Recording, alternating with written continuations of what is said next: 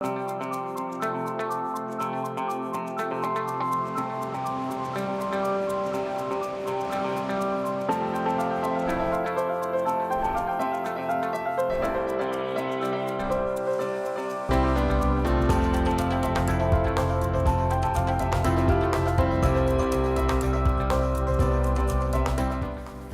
afternoon, and thanks for joining us. I'm Judy Simpson. As we approach the holidays and the end of the year, it's an appropriate time to focus on our finances.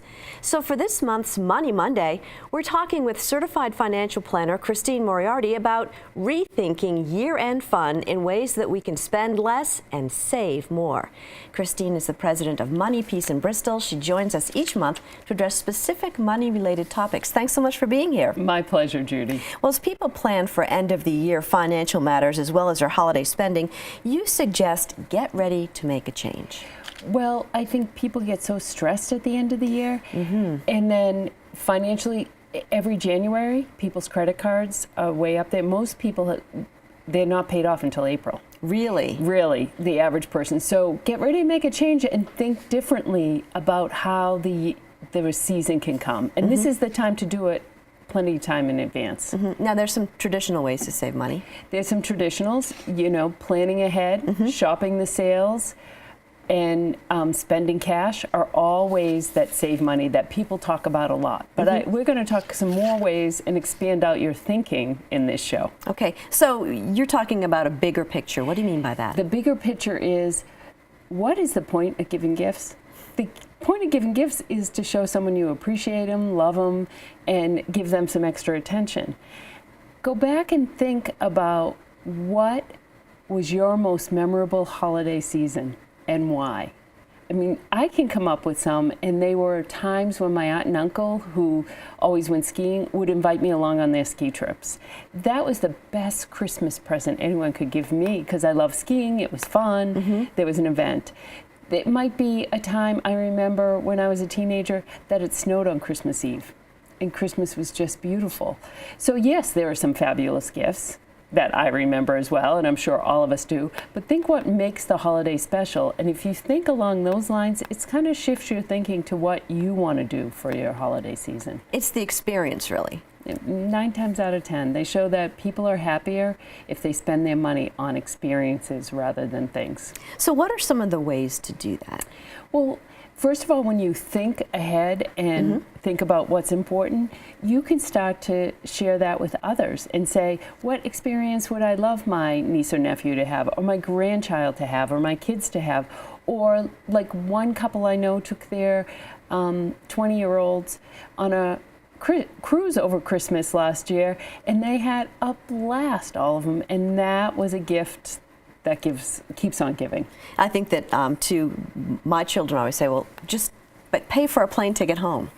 Right, like that, it relieves stress on your child's end. You get the benefit of seeing them. Right. It's a win-win. Anytime you can come up with a gift that's something for someone else, I know that I've been lucky enough to be able to treat a friend or my husband to something, then you have to buy 2 tickets. I get to go too. But Exactly. It doesn't have to be squeezed in before December 25th. Right. I mean, or whatever holiday you're celebrating, New Year's or Hanukkah or whatever. It doesn't have to make that deadline. You can just give them something to look forward to. I know our family tradition on my dad's side of the family is we all get together for a pre-Christmas party, and everybody brings something. I mean, we each get long lists of what assignments everybody has, and you bring a jar of pickles and a dozen cookies. Right, and that kind of, events are fun, having a party, but making it and sharing that responsibility like your family does is the way to go. Have a potluck, have,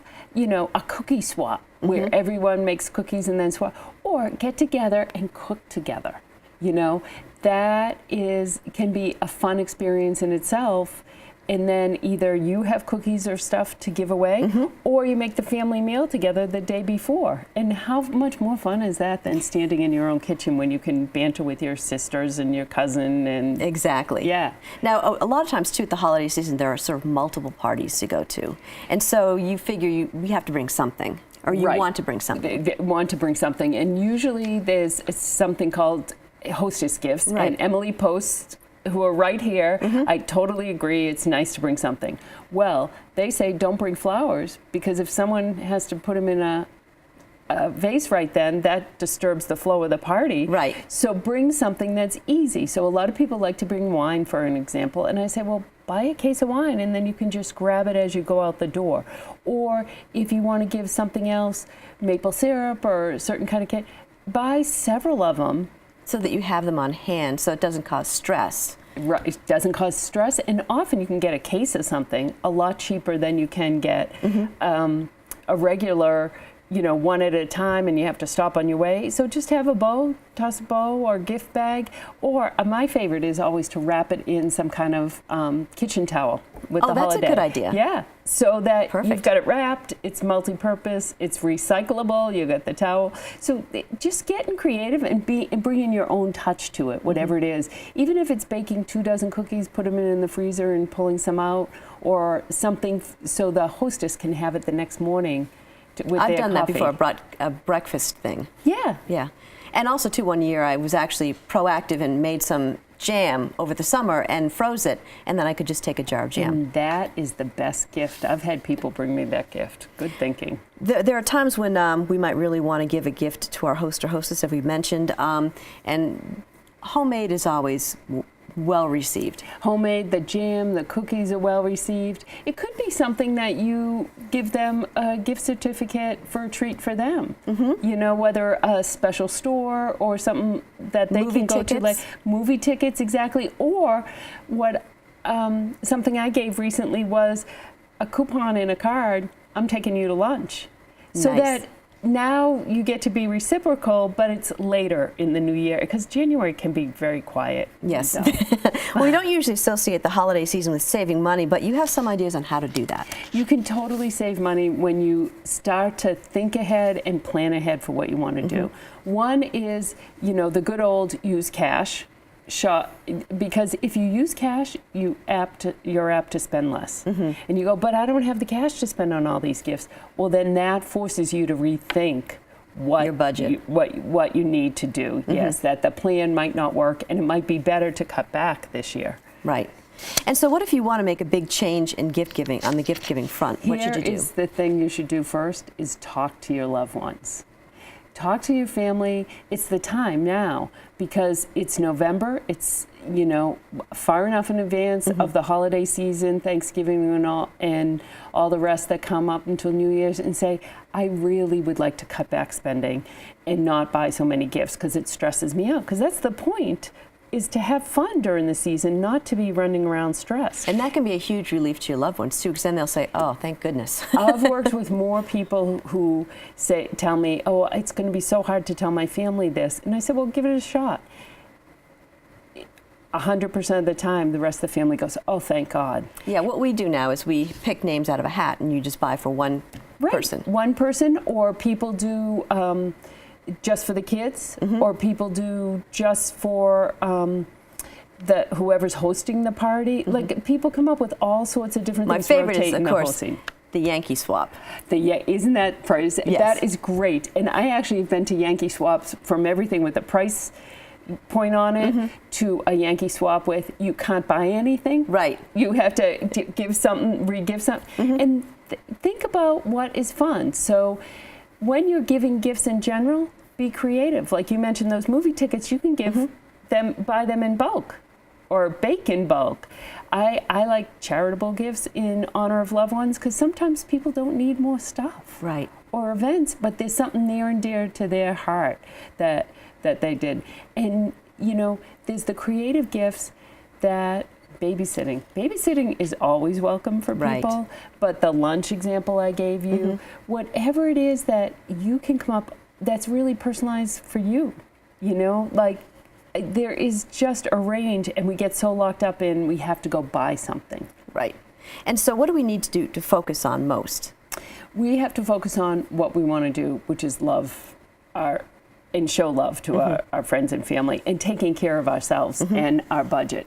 So if what we want to do is spend less money, let's start writing it down now. What do we need money for? We need money for events that we want to go to, whether it's the annual Nutcracker or whether it's giving hostess gifts. We need money for gifts if that's what we want to do. And we need money for food if we are hosting people. Yeah. So plan ahead by writing some of this down. Make a list. Make a list. Think ahead. And you say kindness is the point. Kindness is the point. You want to make someone feel better with what you're doing, not feel like they have to appreciate what you gave them. It's more about showing them you love them. So if someone you know is downsizing, here's my classic. A lot of older people are moving into assisted living or smaller places. If you go and bring them gifts, there's no room place to put it. No place to put them. So think about gifts that are have a time expiration, whether it be food or something they can wear, something that, or an event. They would probably more like a day out shopping than anything else with you later in the year. And I think that's a really interesting point. Don't underestimate your value as a friend or a daughter or a sister. Good words for that. And so experiences count, and time, because we're all short of time and money. If you can cut back on the money and give some time, that's invaluable. So what's the best first step? Best first step is to write it down, as I always alluded to, is how many people am I going to give gifts to? How am I going to do that? What are my events? And then write down, what am I going to spend for each of these? Because there's sort of different tiers. I mean, there are family gifts, Right. friend gifts, neighbor gifts. Right. And you write them all down and add up how much you're going to spend. If you don't have that much money or can't afford to pay it by the time mid-January comes around, back it up and say, what is that total?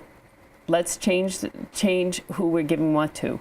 This is where buying in bulk comes in handy too. And I'm going to give you an example of several years ago, I had a puff back in my house, which meant carbon dioxide was in the house. And if I hadn't slept with the window cracked open that night, we might not be here talking. That Christmas, I bought about 10 or 12 carbon monoxide detectors and gave them out to family and friends. Non-traditional, but thoughtful. Right.